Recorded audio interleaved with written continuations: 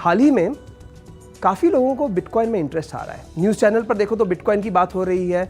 कई लोग कह रहे हैं भाई हमने तो भाई 1 लाख रुपए में बिटकॉइन लिया था और 20 लाख में बेच दिया बस 6-8 महीनों में। तो इसलिए अगर अक्षय कुमार से एक सवाल पूछा होता तो शायद वो कहते हैं कि बिटकॉइन चीज़ बड़ी है मस्त मस्त। मगर थोड़ा और गंभीरता से सोचें तो बिटकॉइन एक तरीके से इलेक्ट्रॉनिक मनी है।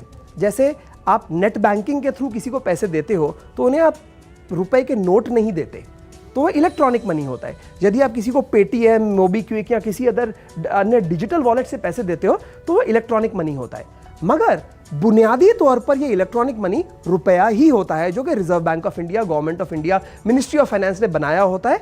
और जो रुपए की कीमत होती है कि 1 रुपए में या 100 रुपए में आप क्या खरीद सकते हैं, ये डिसाइड होता है आज के इन्फ्लेशन लेवल से, आज जो गवर्नमेंट ने कितनी करेंसी रिलीज की है मार्केट में उसके बेसिस पर। बिटकॉइन हालांकि इलेक्ट्रॉनिक मनी है एक प्रकार का, बट इस तरह के रुपयों से काफी विपरीत है, क्योंकि बिटकॉइन के अंदर कोई सेंट्रल गवर्नमेंट नहीं होती, कोई बिटकॉइन का मालिक नहीं होता, कोई ये डिसाइड नहीं करता कि चलो हम कितने बिटकॉइन बनाएंगे या नहीं बनाएंगे।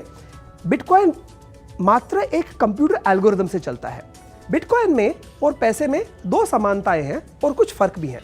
पहली समानता यह है कि बिटकॉइन स्टोर ऑफ वैल्यू है, ठीक उसी तरह जिस तरह सोना, गोल्ड स्टोर ऑफ वैल्यू है, ठीक उसी तरह जिस तरह डॉलर, रुपया स्टोर ऑफ वैल्यू है। सेकंड चीज जो है, जो बिटकॉइन में उतनी स्ट्रांग नहीं है, वो ये है कि बिटकॉइन मीडियम ऑफ एक्सचेंज या मीडियम ऑफ ट्रांजैक्शन है।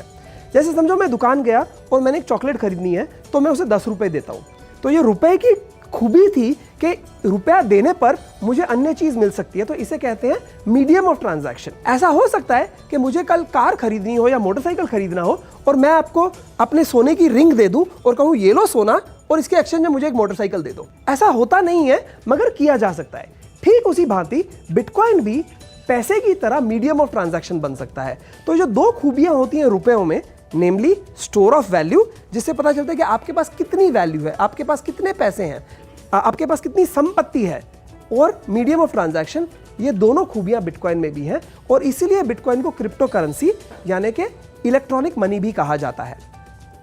हम और बिटकॉइन के बारे में और क्रिप्टो करेंसीज के बारे में और बातें करेंगे और वीडियोस बनाएंगे, आप देखते रहिए।